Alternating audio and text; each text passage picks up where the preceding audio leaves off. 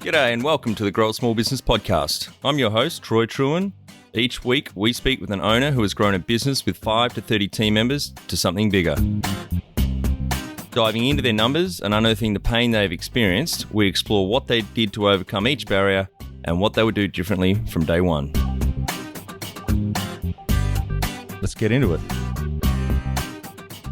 Welcome, everyone. Today I'm interviewing Ivan Brewer from Peiso, based in Townsville, far North Queensland, Australia. Thanks for your time today, Ivan.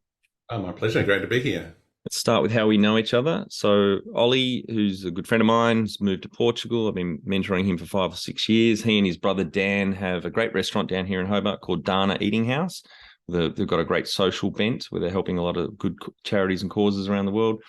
Part of their profits that had Dan actually on episode 282, and Ollie suggested you would be a great business and owner to have on the cast. Yes, we have the pleasure of working with the team at Dana's, and my son was born in Hobart, my wife's from Hobart, so we have a real affinity for the hospitality ecosystem down there as well. Yeah, just not the cold, hence far North Queensland heat. Agreed, yes.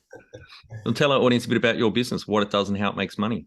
So I have a profit software platform. So we combine 3 sources of disparate information. So we take information from accounting, from point of sale, and from scheduling. We basically want to translate that information into actionable sort of insights. I think the hospitality industry, business in general, but my segment, the hospitality industry, is so complicated now that we have, and hence since the pandemic, we've moved away from our, using the past to inform our present and the future. Now we need to watch hour by hour what's happening within our venues to decide what we need to do to drive that profitability. And margins are tiny, absolutely tiny. So what we do is want to take all of this complicated information and translate it into very, very actionable insights and speak the language of hospitality, which is every venue writes a roster and every venue is cognizant of what their average, the spend is per average customer. Great. Genius idea and very much needed, particularly in the hospitality space. As you said, quite tight margins, and a lot of business owners, and it's more so, I think, in hospitality, don't always look at their numbers and look at the planning, and often their books aren't up to date, so they've got no reliable information and they're looking at old data anyway. And as you said, it needs to be more present right now. So I love the concept and idea, and I can't believe someone wasn't already doing it. I think, 4 years in, it's probably because it's bloody hard would be the reason as to why it wasn't done. And we are an industry which is very legacy, really. If we use as a metaphor the fact that the means of us costing our menu is something that we did back in the 1980s. We've been very slow at actually adopting not only modern thinking and how we operate a hospitality business, which academically we can prove and show is the most complicated industry in the world. Yeah, it doesn't get any harder. And I mean, if you probably had good, solid accounting advice, you wouldn't even go into hospitality. It's an industry with passion, but a big part of our life within Australia. So yeah, very difficult game to play, and one that I'm hugely passionate about supporting. I think I've said this before on the start of the cast with Dan from Dana, a little vignette here. I had been mentoring Ollie probably for 4 years at that point, and he catching up over a beer to talk about his latest business ideas, because he has a lot. And he turned up to the beer and said that he and Dan had just signed a lease for this restaurant, which is now Dana. And I said, Ollie, there's a good reason why you didn't tell me you were thinking about doing this before you signed that lease, because making money in F&B is fucking hard. Indeed it is. And we've seen big restaurants. We see what used to happen in hospitality is a top line was a panacea, right? You drove top line sales and then everybody does well. But we now see restaurants well over $100,000 a year that find it difficult to make profit, and especially consistently across the 52 weeks of the year. So it is tough. It is very tough. So you started in 2019. How old were you then?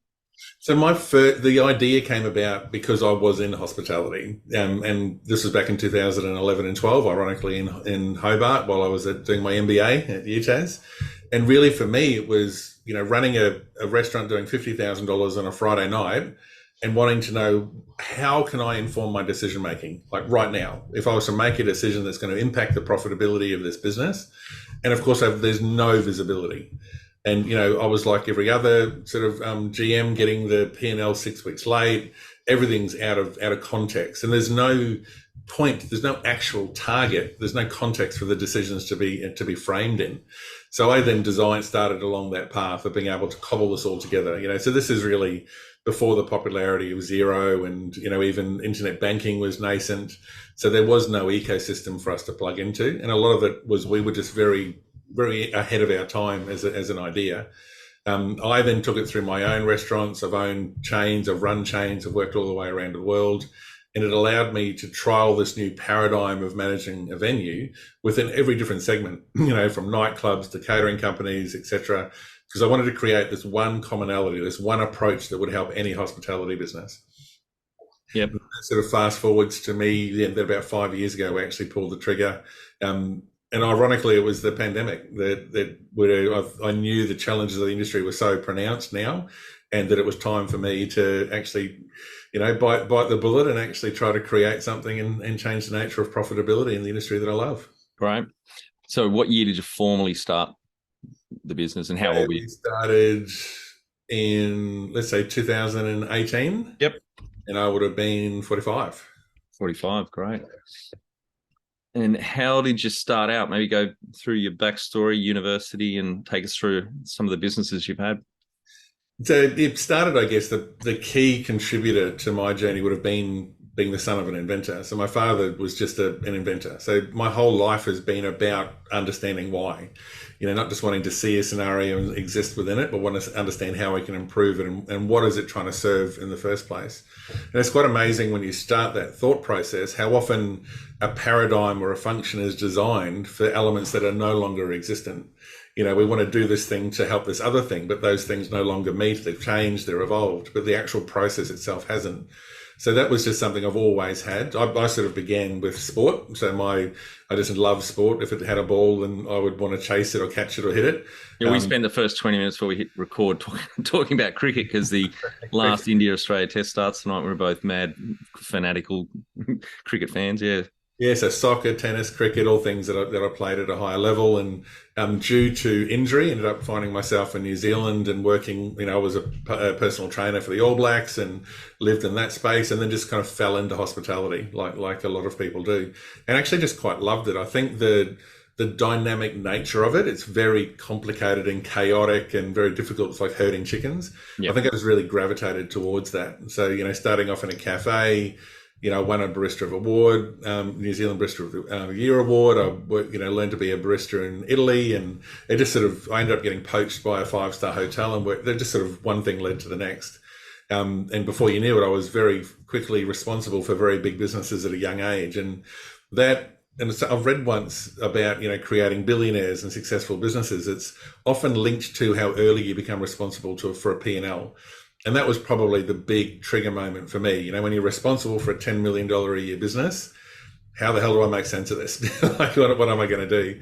And that sort of led to a data journey and being fascinated by numbers, which then led into my sort of MBA. I was actually at one stage intending to do Australia's first PhD in hospitality. Wow. Really wanting to, and we don't have a hospitality sort of PhD. We have people in that space that might be from organizational behavior or psychology or finance. But I even spoke once to a board member on Tourism Australia saying there is no one that's feeding into this discussion that's actually worked in the industry. So that bridging between the academic and the practical is something that I've been very passionate about. And I guess once I broke my neck a few years ago, which was fun, that sort of I was not in a position to pursue the PhD. So then I did the next easiest thing, which is to produce a technology that hadn't been done before. Yep, great. And you've had some, maybe tell us a bit about you had some other businesses as well? I did. So I actually commercialized my father's invention, which was a medical device, about 20 years ago, and was able to gain investors, sell that to an ASX listed company, and actually be part of that board and run their R&D department. So that was just a fantastic sort of experience. And really sort of showed me the ecosystem down to stakeholder management and, going out there and doing roadshows to get investors and the whole, running an actual testing and focus group. So that was an incredibly powerful experience that allowed us, after we exited that, to spend 4 years traveling around Europe. So we could just go out there and play and just look around the world. And to be honest, that probably was the the germination, the very beginning, where I knew that I wanted to exist within innovation, but I wanted to look at what I would consider to be the perfect scenario. Where do we want to sort of plant this idea? So I was wanting to look at something that was scalable, that had, global opportunities, that had the ability to sort of plateau from a HR perspective, and something that's very strongly influenced I guess everything I've done, either whether it's from management or ownership or consulting, is wanted always to deliver far more value than it costs. I think if we by nature will just, average for Peiso users is to increase their profit by more than $100,000 a year. Wow.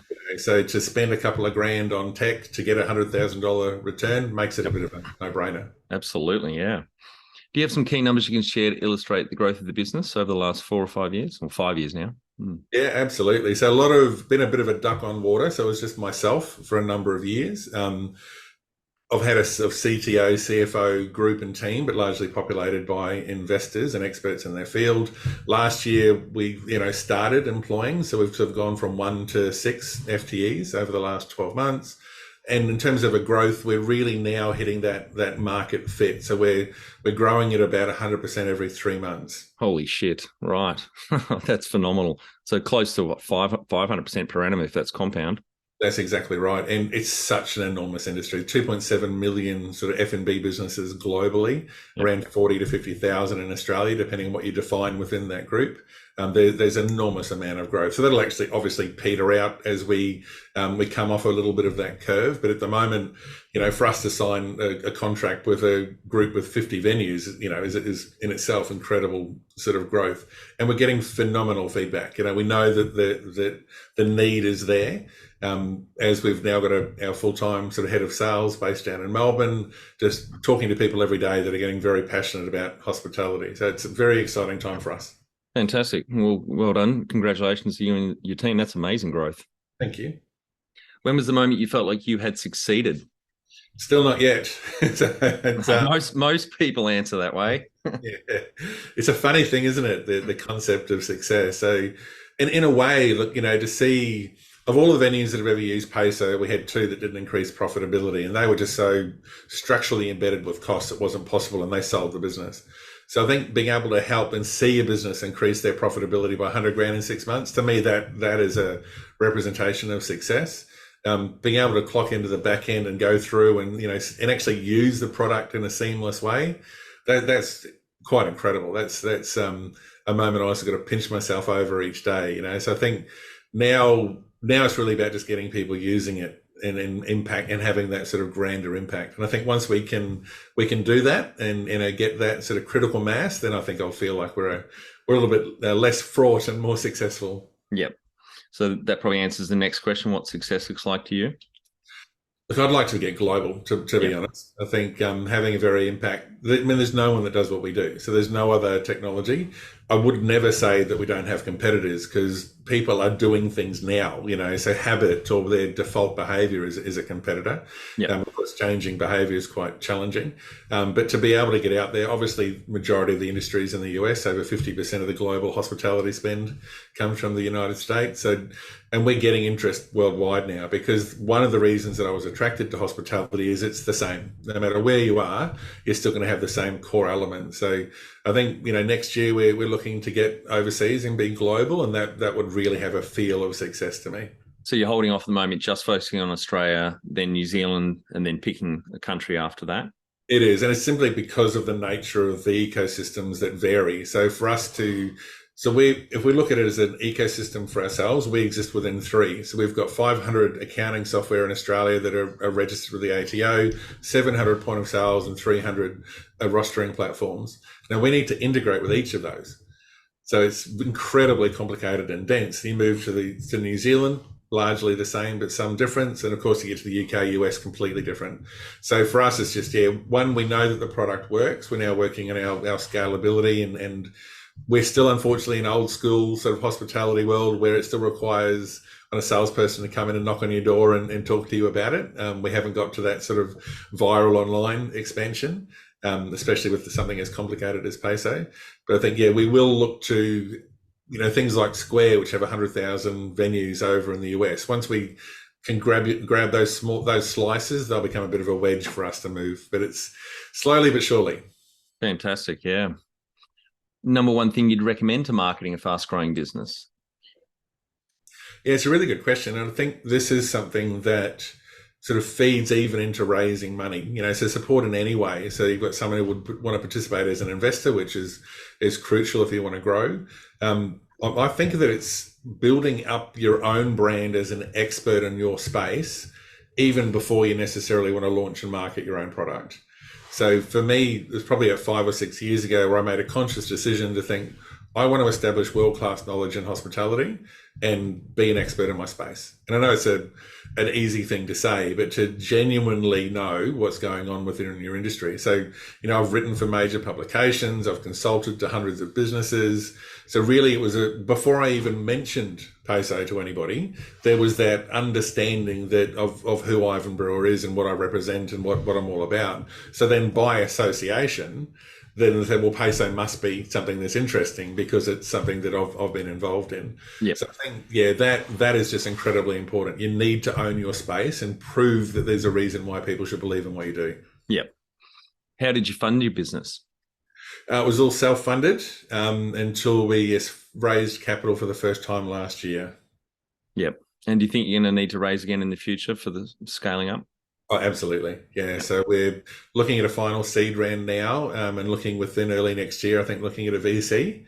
I think for any business, it would be great to be able to cash flow it, but it's just going to slow down the growth. Inevitably, as the first to market of our type, I've seen significantly in the last 18 months changes of language. So when we talk about profit and the things that I talk about are starting to be adopted by other technologies, I know other technologies are already describing themselves as similar to Peiso, or we do what Peiso does, though they don't.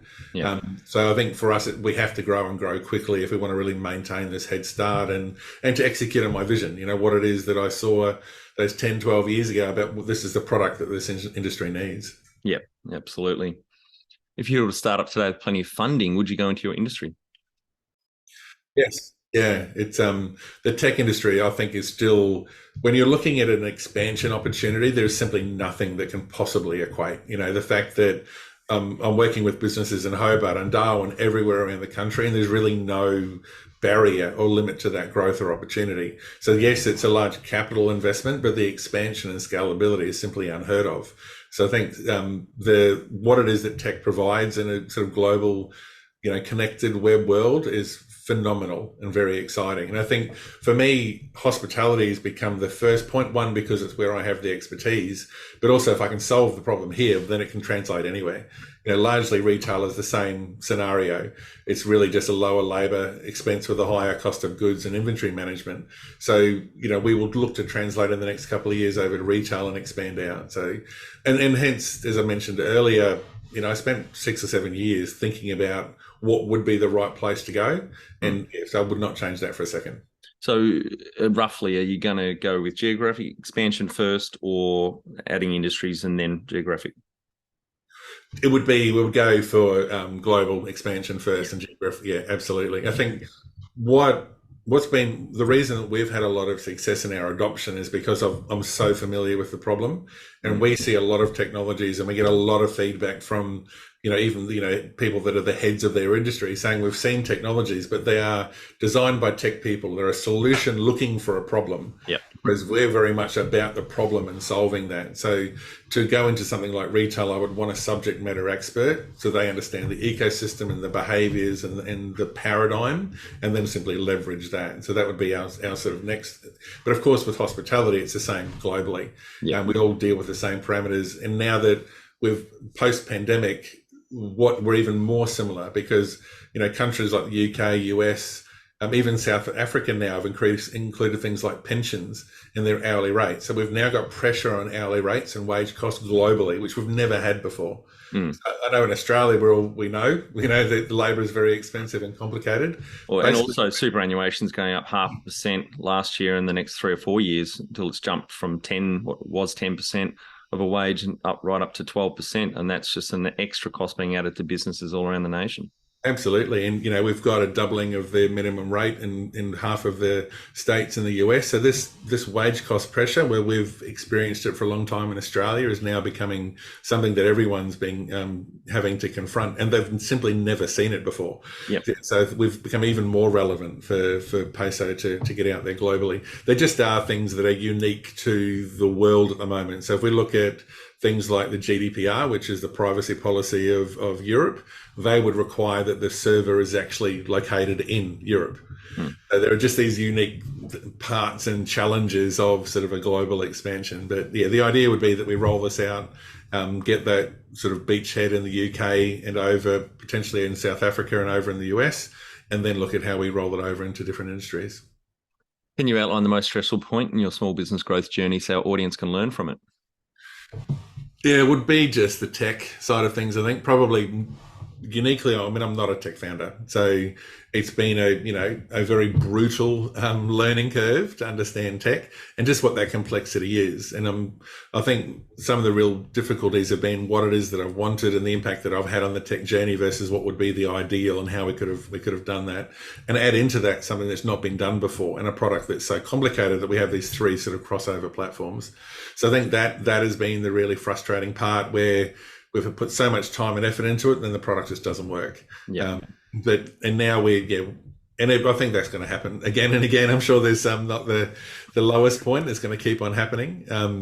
So it'll just be something that, look, I'm very determined. I'm very, very optimistic and passionate about what we do. And I think getting better and better at mitigating risks as we go forward. But look, there's a reason why no one's done this before, right? So it's bloody hard. That's right. What area in business do you feel you've had to work on the most to add the greatest value? Yeah, good question. A couple of really interesting parts in the journey, I think. One was actually switching to selling.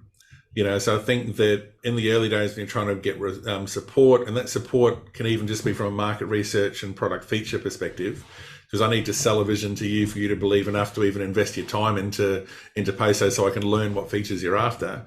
But then having to translate from a demo to over, I need to sell this to you now. So I think that was a really interesting sort of part of the journey of switching back into sales. And having come from a hospitality industry myself, like that's sales is innate to the job. And I actually spent some time in insurance, would you believe it? Because I literally wanted to exist in a very difficult sales environment, selling insurance. Mm-hmm. So I have all the training and skill and technique and back of sales, but actually doing it again was something that's a little bit different.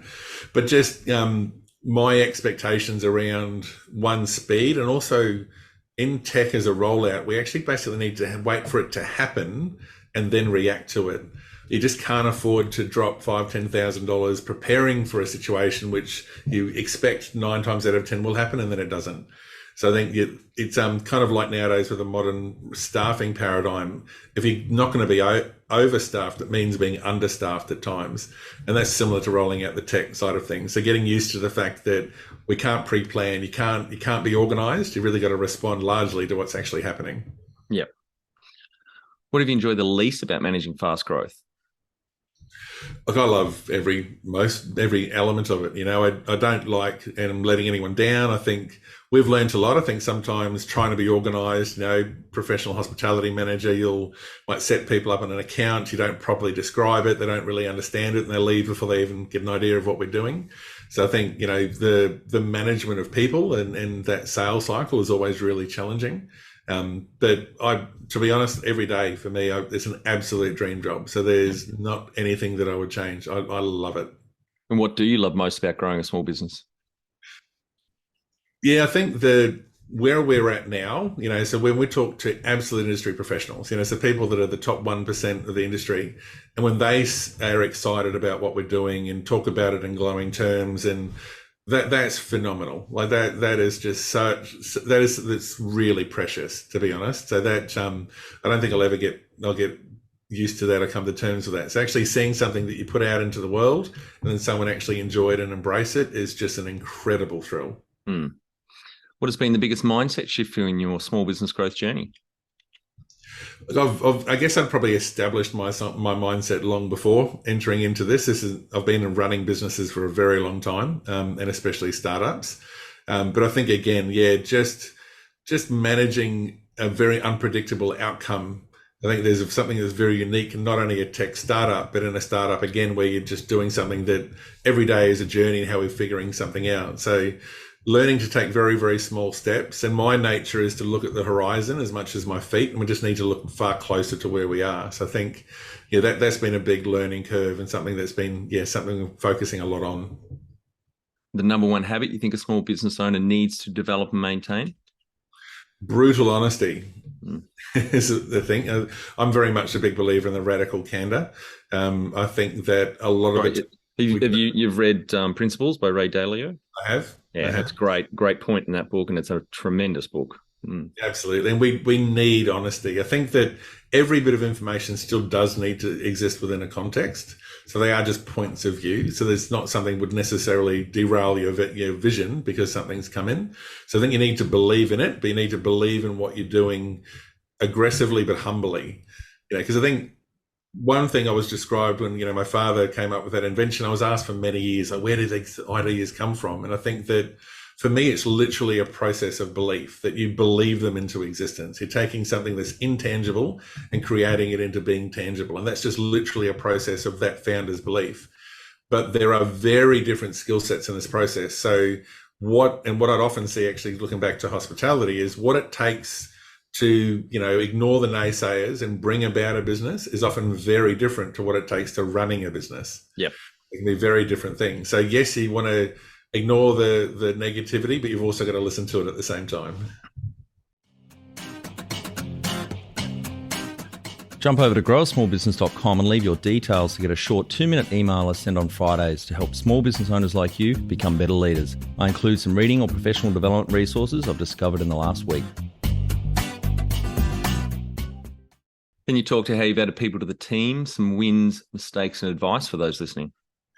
I think the nature of adding people to the team is one, it's kind of like the old adage of, sleeps like a baby, because no baby sleeps well. Like the process is ugly, right? And you cannot do it well. Yeah. So just to remove the illusion that you could add people into a team well, let alone now within a very, very different, I think we're, both just slightly outside of our 20s. So, we knew the time before when people would just work in a different way to what they do nowadays. And I'm not saying today is wrong, but we need to, I think, one, appeal to more than just the job. We need to appeal to the purpose and what you're doing and what the work is all about.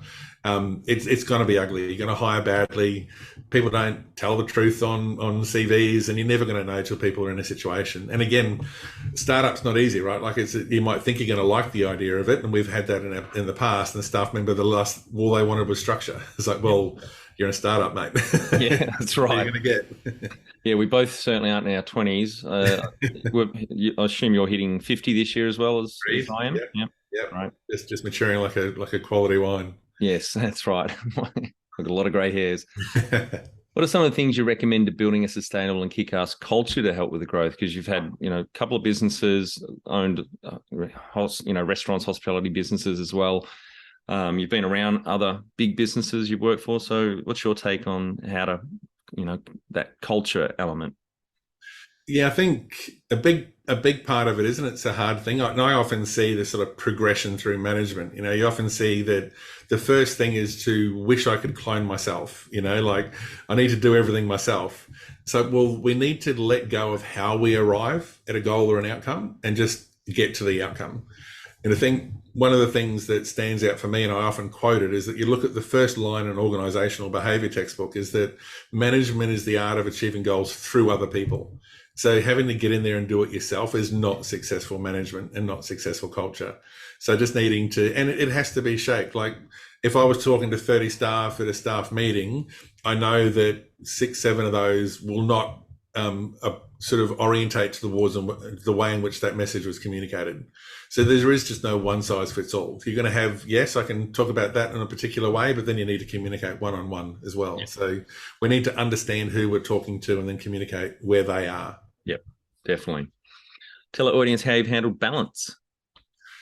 It doesn't exist. So I think the pendulum swings, right? So yes. I think the illusion of balance, it doesn't exist. So I think that, and I think it can't. I think why would you want it to? I think I decided that I was going to dedicate my life and this is what I was going to do. So that is, I would suggest the opposite. I would suggest wholeheartedly committing yourself to something. There's no point in actually having that one foot out of the pond and saying, well, I was never really going to do it. I was never really trying. We have to be willing to fail spectacularly to be able to succeed spectacularly. How much professional development have you invested in yourself? Obviously, you did an MBA. What other kind of professional development things have you done? Yeah, I think for a long time, just reading everything I possibly could. So I guess my entire career was all about working with the best people and just hassling the shit out of them. Yeah. And for me, it was about learning at the most prodigious rate I possibly could. So wanting to, I would always stay late. I would always want to understand what was going on. I would just be asking questions, stupid and otherwise, as much as possible. In my early days of hospitality, I would be working 2 jobs. I'd be working 16, 18 hours a day. So I just wanted to get to where I wanted to go as fast as I possibly could. Yeah. So I'd say just complete immersion in knowledge within your space, and then complementing that. And it's similar to, you want to work for, become a world-class chef. You've got to work for world-class chefs, because you can't learn that anywhere else. What you can read, you can do all that, but you've got to get it from the actual horse's mouth. You've got to be part of that actual paradigm. So for me, it's just a 100% commitment. And 2, I've tended to read a lot. Nowadays, I don't. Nowadays, it's really about just reflection and talking to other people, seeing what other people are doing and founders. Even over the last few months, it's amazing when a founder, 2 founders or myself, one of them will talk, and it's a matter of, oh, wow, we don't get to do this very often. Really just going and talking to other people that are experiencing similar things to you. And a lot of the time it's just getting some level of reflection is a huge amount of professional development in itself. Yeah. Have you had mentors or coaches along the way? I have had mentors, yes. Sometimes I don't know whether they knew that they were mentors, because I just like to absorb information and hassle people. And I genuinely find when you're legitimate about what you're going to do, people are really willing to help. They are. Yep. There's often a little element of their own end as part of information. Information's never pure. But I think people really are willing to be able to help and support. And again, I think that's part of building that brand and people having a very clear understanding about who you are and what you stand for. I would think I could ring the majority of tech leaders in the hospitality space nationally, and they would answer my call and they would provide me with advice. So I think it's incredibly important. You've also got to filter through it as well. So you've still got to have enough, that sort of duality, of being humble enough to seek the information, but you've got to sort of own your own context at the same time. Yeah, absolutely. Yeah, because you were saying before we hit record, Mark and Shannon from Hungry. They were episode 327 that went live recently. So I do indeed. Yeah, that's great. And do you have a board of directors or advisors? I do have a board, yeah. So we're properly structured, shareholders agreements and corporations, and we have a CFO who's part of the business and an investor, and we have a board and a chairman that's together, and really important. I think that's a really important thing. Yeah, absolutely. How often do you meet? We probably meet once a month, but we're communicating all the time. So we'll catch up weekly. We're always available. Something that I'd like to implement over the next few months would be like an advisory board. Especially with additional skill sets that are unique around legal and some of those other elements as well. And hospitality is very much a relationship-based sort of ecosystem, so sort of populate that a little bit. So I think, that sort of collective decision-making and those different perspectives is invaluable, especially what I found with Aaron sort of key investor that came in was the money was worth more than just the money, if I could say, because of the experience in the ecosystem and technology and per se. Yep. So it does prevent you going down some rabbit holes and making some mistakes. Certainly not all of them, because there'll be always unique scenarios. But being able to know where the minefields are certainly helps when you're trying not to stand in them. Now, you're one of the few that's exited a business. Do you have any advice for the audience listening that may be thinking of exiting one day? Yeah, I think, one thing is actually pay people properly, right? So don't take money out of the till. Don't try and hide your profits, because if the goal is to sell it, then you actually need to demonstrate that there's some value here. And that would be one of the sort of key things that I would sort of put out. Look, for me, it was, again, just a dedication, believed in what we were doing and understood that when we brought, and this was a retractable syringe around 2000, and when it was commercialized and sold, it was in vogue. It was topical at the time. It was, so there must be a narrative and a conversation around what you're doing and who you're looking to sell to, and stand out. Like, don't just do what everybody does. What we see in the hospitality industry is it's typically very binary. And if I talk about it, and again, an example I use is we describe good food. Now, good food has become equated to expensive ingredients. Now, that is not in any way, shape, or form what good food is. To me, the true skill of a kitchen is taking ordinary ingredients and turning them into something amazing that you can sell at a premium.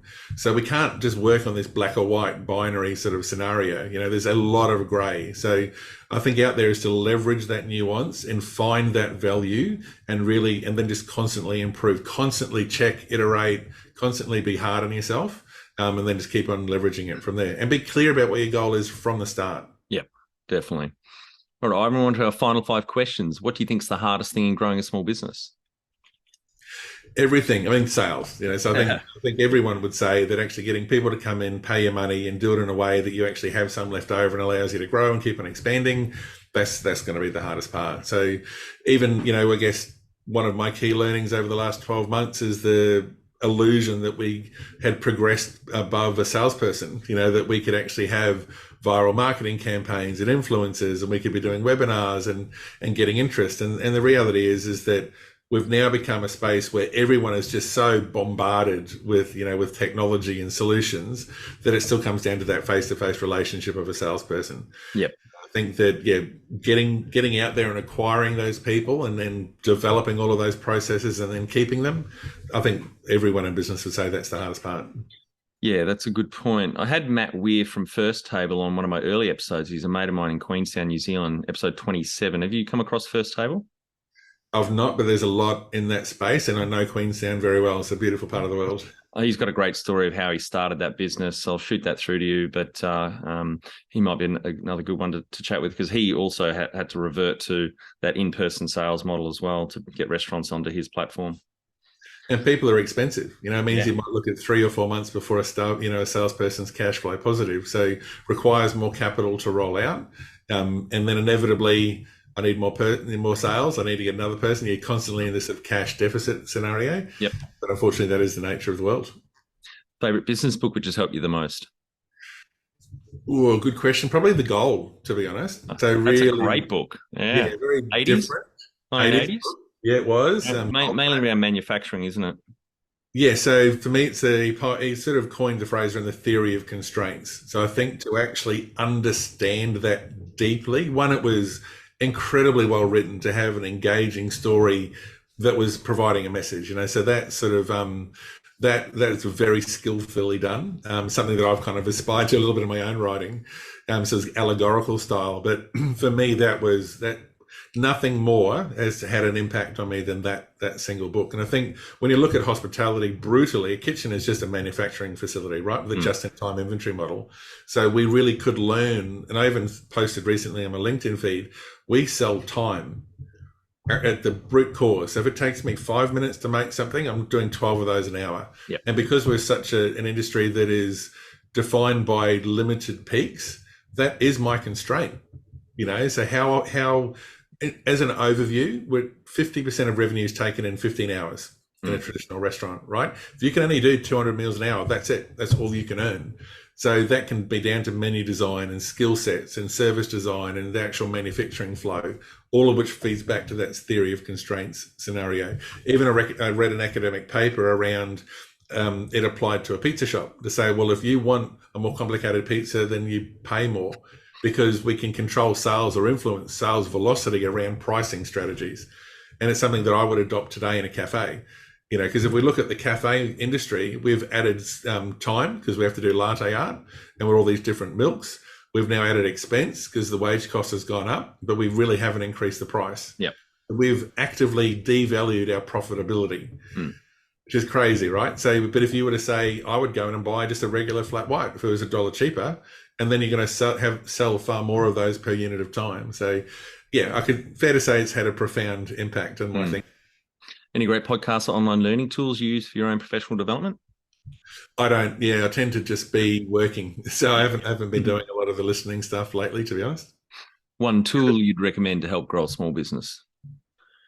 And so if I can, just to the previous question, I work from home, which has probably been the biggest detractor from listening to podcasts. We all listen to it when we're driving somewhere, right?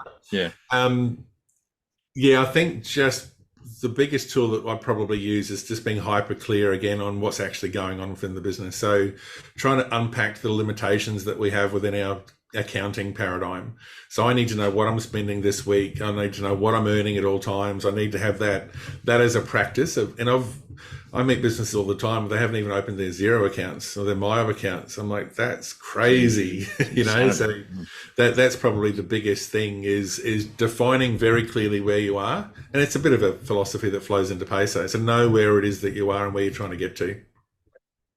Finally, my favorite question: what would you tell yourself on day one of starting out? Good question.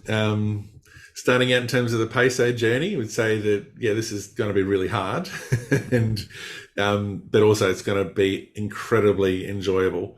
So I think for me still, sort of 5 years in of what was an idea over a decade ago, I am thrilled. Literally, I get to do this. And as a part of my own mindset is that nothing is a have to do for me. I get to do this and I get to do my absolute dream job of what we're going. So really it's just about, this is going to be harder and take longer than we expected, but nothing would change.